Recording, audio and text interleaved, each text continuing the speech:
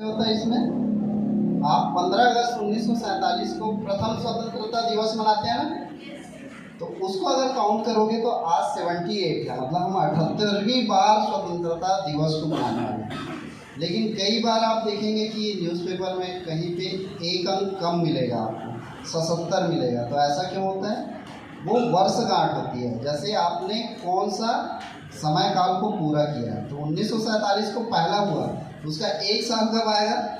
1948 में। अगर आप 48 को एक मानते हुए चलें तो हम अभी 77वीं वर्षगांठ मना रहे हैं और 78वीं स्वतंत्रता दिवस मना रहे हैं, राइट।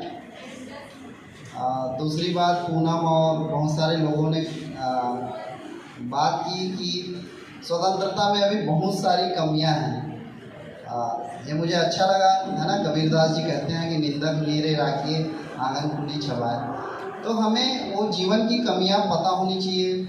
स्वतंत्रता की जो कमियों की बात कर रहे थे और बहुत सारी घटनाओं का उल्लेख किया जा रहा था, यही तो हमें जिम्मेदारी देता है, यही तो हमको अपनी समझ पैदा करनी होती है ना।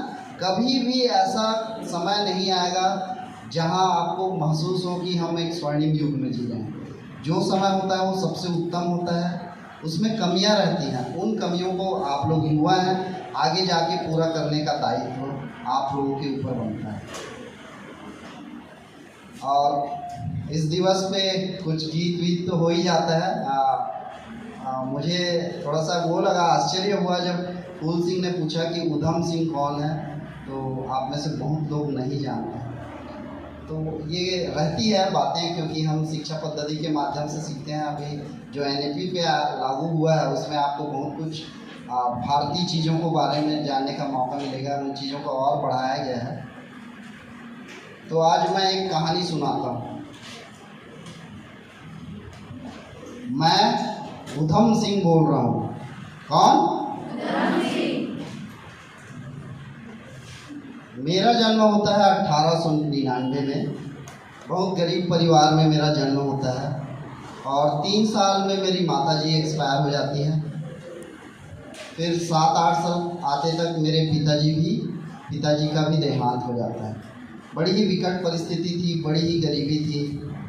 फिर जिस गांव में मैं पंजाब में रहता था, वहाँ मुझे फिर अनाथालय में छोड़ दिया गया और मेरे बड़े भाई थे, वो भी अनाथालय में साथ में रहते थे। तो अनाथालय का माहौल इतना अच्छा नहीं होता कि एक घर की तरह संस्कार मिले। तो 7-8 साल की मेरी उम्र थी, मैंने देखा कि बहुत सारी बुराइयां हैं समाज में। तो उस समय मैंने प्रण लिया अपनी बाल्यावस्था में कि मैं समाज की अच्छाइयों को ग्रहण करूंगा, बुराइयों को नहीं। तो आप अगर अनाथालय में जाएंगे और आज भी देखेंगे तो वहाँ निगेटिविटी चीज़ें बहुत होती हैं। और जहाँ आप गरीब दरिद्र अभाव में जीते हैं तो आपके मन में हमेशा अपराध का भाव आता है कि उसको मिला है, मुझे नहीं मिला।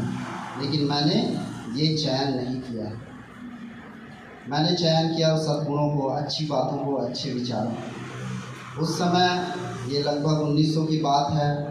स्वतंत्रता संग्राम धीरे धीरे जोर पकड़ रहा था और अपने पूरे स्वभाव में महात्मा गांधी के आने के बाद हो गया।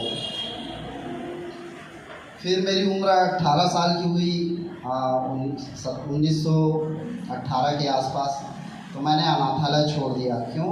क्योंकि अब मुझे लगा कि मुझे अपने स्वाभिमान के साथ जीना चाहिए और मैं रोजी मजदूरी करके जैसा भी अपनी रोजी रोटी कमाता था। और देश प्रेम से मैं ओतप्रोत था। अंग्रेज़ों के अत्याचार को देखा था तो मेरे मन में भी रहता था जैसा भी हूँ, छोटा ही सही, जो भी बन पड़ता है मैं अपना सहयोग करूँगा।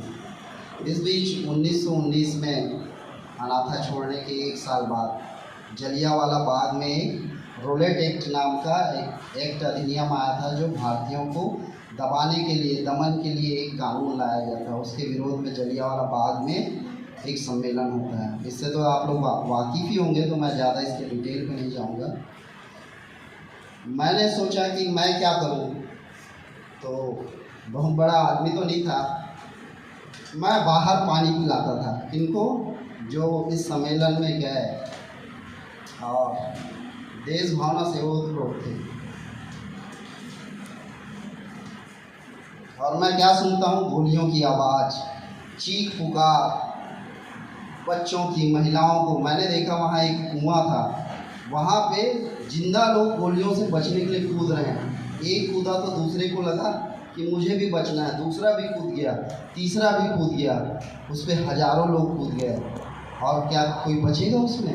एक कूद रहा है, उसी के ऊपर एक कूद रहा है। पूरा कुआं लाशों से भर गया था। गोलियों से बचना चाह रहे थे लेकिन वो लाशों से भर गया था। चीख पुकार अलग, लगभग 2000 लोगों को मार दिया गया। किसने मारा? जनरल डायर ने मारा। मेरी अंतरात्मा रो पड़ी।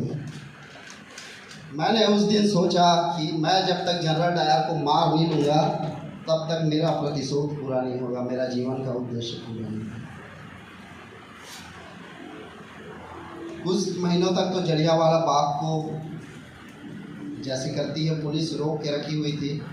कुछ महीनों बाद मुझे मौका मिला तो वहाँ से मैंने खून भरी एक मुट्ठी उठाई और प्रण लिया कि जब तक जनरल डायर को मैं मार नहीं लूँगा अपने जीवन का मेरा उद्देश्य है वो पूरा नहीं होगा। फिर उस दिन से मैं प्रयास करने लगा कि मैं क्या करूं क्या ना करूं। फिर मुझे धीरे धीरे, जब आप चाहते हैं तो आपको राह मिल जाता है। भगत सिंह, चंद्रशेखर आज़ाद, राजगुरु, इन सब लोगों का सानिध्य मिल गया। और 1924 के आते आते तक एक गदर पार्टी होती थी, उसको मैंने ज्वाइन किया। गदर पार्टी ज़्यादातर विदेशों में भारतीयों को फंडिंग और देश प्रेम के लिए आंदोलित करने के लिए प्रेरित करती रही। मैं उसका हिस्सा रहा।